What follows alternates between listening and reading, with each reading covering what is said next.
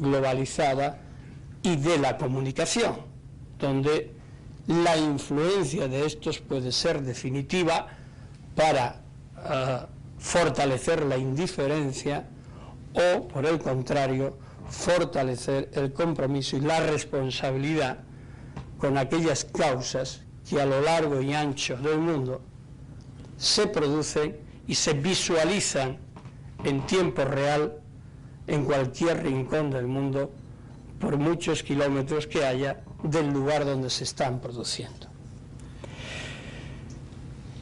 El tercer aspecto, esa última parcela que realmente forma parte integral de los tres, y es la primera, es el concepto de reparación.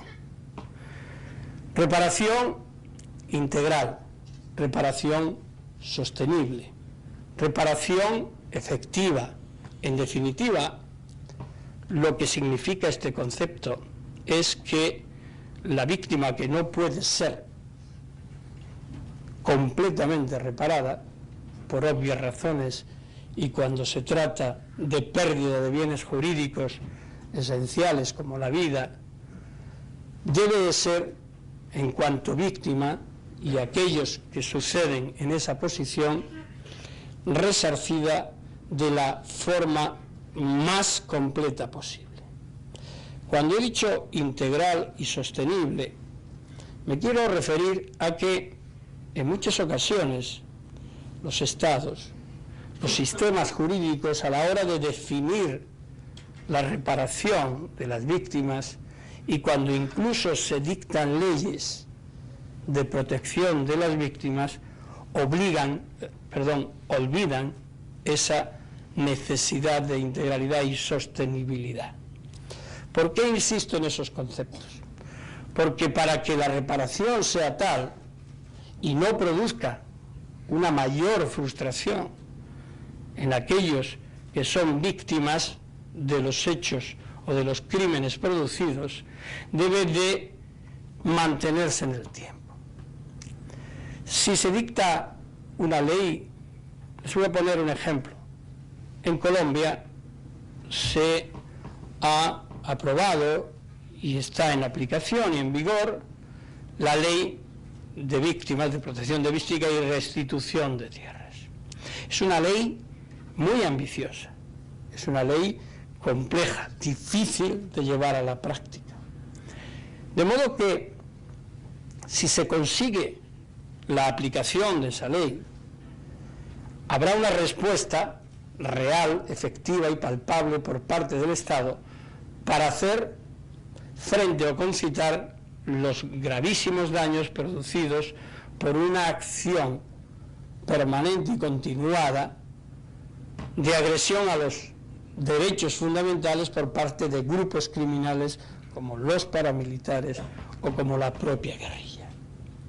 Sin embargo, si esa ley fracasa, aparte de la eventual incidencia que tendrá en aquellos que han propuesto esa ley y que vinculan su capital político a la misma, produciría o puede producir una de las mayores frustraciones en las víctimas, que ven cómo esos derechos que se proclaman como paradigmas de la esencial restitución que fue mancillada con la agresión previa, se frustra. Por tanto, vemos que en el título de esta exposición, Verdad, Justicia y Reparación, se concentran los elementos fundamentales que, si bien yo los estoy aplicando a los crímenes masivos, es lo mismo, es igualmente aplicable cuando se trata de otro tipo de crímenes. Pero, hecha esta formulación de este derecho fundamental, así reconocido a partir de 2005, surgen las primeras cuestiones. La verdad tiene que ser absoluta. ¿Hasta dónde llega el derecho a la verdad? ¿Cómo se conjuga la verdad con el olvido? cómo y hasta qué punto se puede conjugar la verdad con el interés político de un momento determinado en un país concreto. Por ejemplo, en España. En España, durante más de 70 años, no se ha hablado para nada, ni de verdad, ni de justicia, ni de reparación de las víctimas del franquismo. Nunca se habló de ello. Se pudo hablar o escribir algunos pensadores, historiadores, pero durante el franquismo a nadie se le ocurría, evidentemente, hablar, ni se atrevían, entre otras cosas, o no nos atrevíamos a hablar de esto por razones obvias. Durante la transición se extendió una especie de manto de silencio, tácito o expreso, no lo sé, pero real, y tampoco se trató este tema. Es más, cuando las víctimas intentaron, allá por el año 1981, empezar a hablar de este tema, la Constitución es del 77, vino un intento de golpe de Estado. De nuevo, el miedo y el silencio se instaló en forma definitiva, ya en plena democracia, y superado ese intento de involución, pero al contrario de lo que debería haber producido, que era la apertura en el discurso sobre la verdad, se produjo la reacción contraria.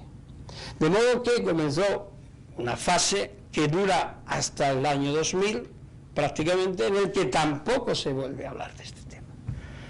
Y por primera vez, en una concreción legislativa mínima, necesaria pero mínima, se produce en 2006 la primera ley de memoria histórica, una ley administrativa en la que se reconoce el derecho de las víctimas a buscar a sus familiares, pero sin demasiadas facilidades, como se ha demostrado con las dificultades que la propia ley de memoria histórica recibió.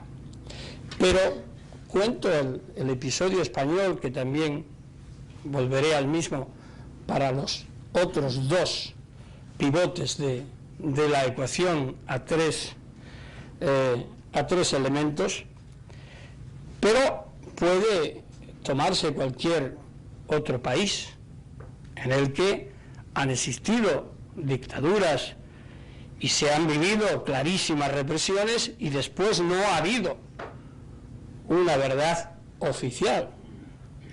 No ha habido, al decir oficial, no quiero decir establecida oficialmente, sino con una investigación oficial de esa verdad. En otros casos ha transcurrido mucho tiempo para que esa verdad comience a desarrollarse.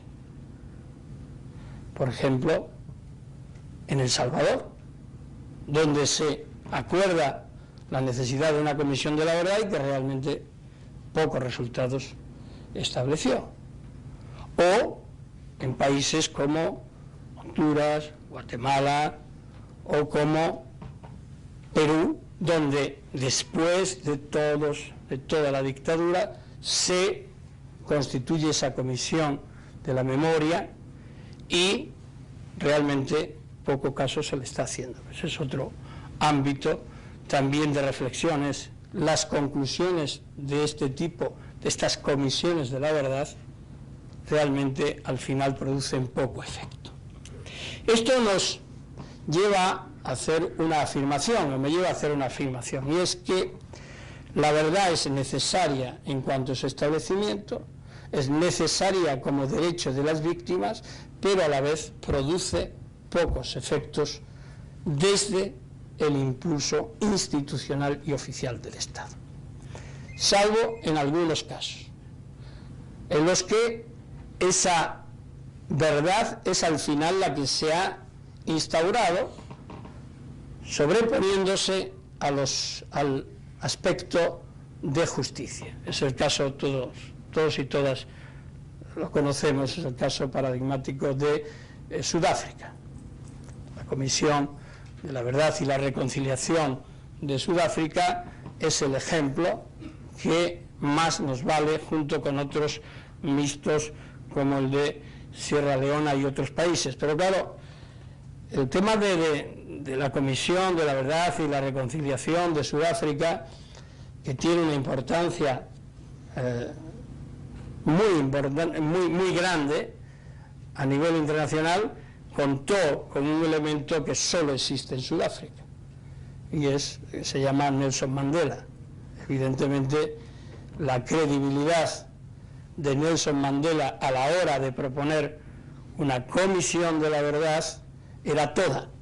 Después de 29 años en la cárcel y de estar laminados todos y cada uno de los derechos y la segregación por el apartheid, postular una reconciliación de ese alcance, obviamente tiene toda la credibilidad, no así en otros casos. ¿Cuánta justicia? ¿Hasta dónde llega la justicia? Penal, me refiero. ¿Es el elemento básico? ¿Es el definitorio?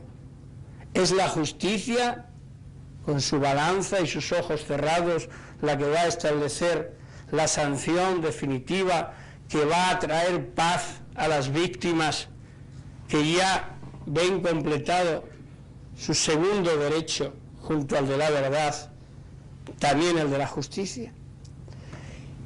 Y en ese contexto, ¿qué ocurre cuando la justicia no es posible?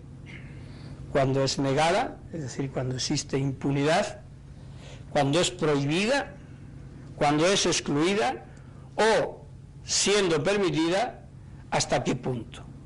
Ahí entran en juego cuestiones fundamentales que se están viendo hoy día en países de nuestro entorno, como es nuevamente el de Colombia.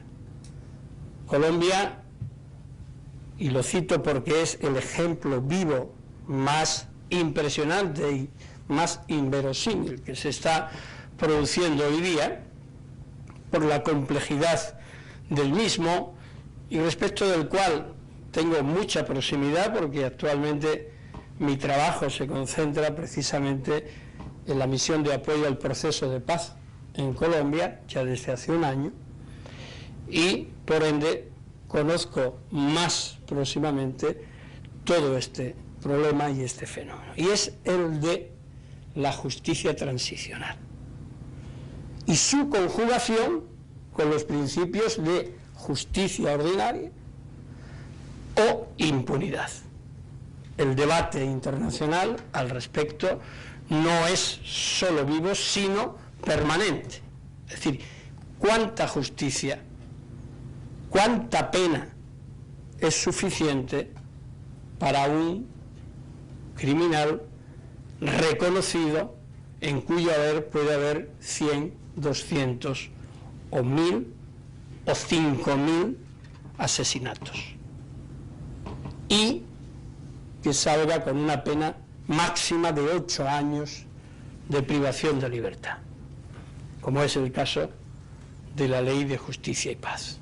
Es decir, nuestros paradigmas de justicia quedan, ¿cómo quedan después de ese shock? Es decir, la proporcionalidad de la pena que nos han enseñado en la carrera de Derecho, en los estudios posteriores, en lo que aplicamos los jueces y tribunales cuando dictamos sentencia, cuando se debate la pena de muerte por algunos países, que ya debería de estar erradicada de todos y cada uno de ellos, o la cadena perpetua en otros, o grandes penas, como elemento proporcional a la gravedad de los crímenes cometidos. ¿Cómo queda esto cuando la ley dice habrá un máximo de años de privación de libertad de 8 y unas penas alternativas que, interpretadas en su conjunto, dan respuesta a un fenómeno de criminalidad masiva actual? Esa es la justicia transicional.